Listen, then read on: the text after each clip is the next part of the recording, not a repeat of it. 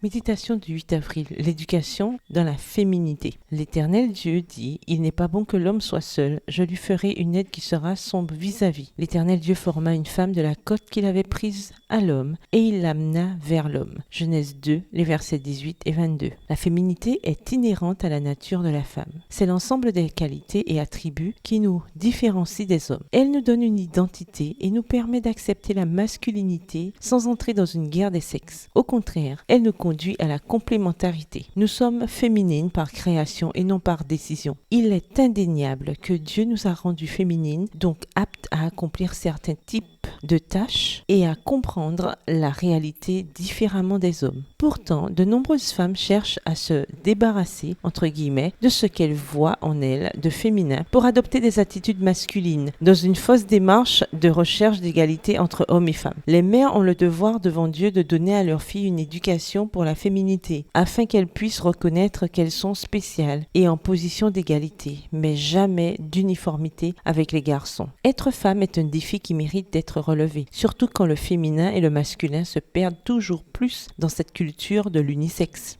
Les aspects émotionnels, spirituels et intellectuels de la femme sont bien définis et inhérents à leur nature. Ce n'est pas une question de préférence. Ne nous y trompons pas, qui naît femme est féminine, même si elle essaie d'être le contraire. C'est une leçon fondamentale que nos filles doivent apprendre par le précepte et l'exemple de leur mère. L'enseignez-vous à votre fille? Aujourd'hui est le jour pour commencer. Si vous ne l'avez pas encore fait, montrez aujourd'hui à votre fille l'image d'une femme fière de l'être. Ne vous plaignez pas de la perception qu'ont certains secteurs de la société de ce qui est masculin et féminin et ne méprisez pas non plus les plus belles qualités que le Seigneur a placées en vous et que vous avez développées durant votre vie. Au contraire, continuez à les cultiver, polissez-les, utilisez-les et mettez-les en œuvre. Soyez l'actrice de votre propre vie et pas seulement spectatrice de ce qui se déroule devant vous. Prenez la responsabilité de votre position de femme au cœur de votre famille, de votre église, de votre travail et soyez une référence pour toutes ces jeunes femmes qui se sentent perdues en cette société qui déprécie ce que Dieu a fait pour les hommes et les femmes. Bonne journée, que l'Éternel vous bénisse.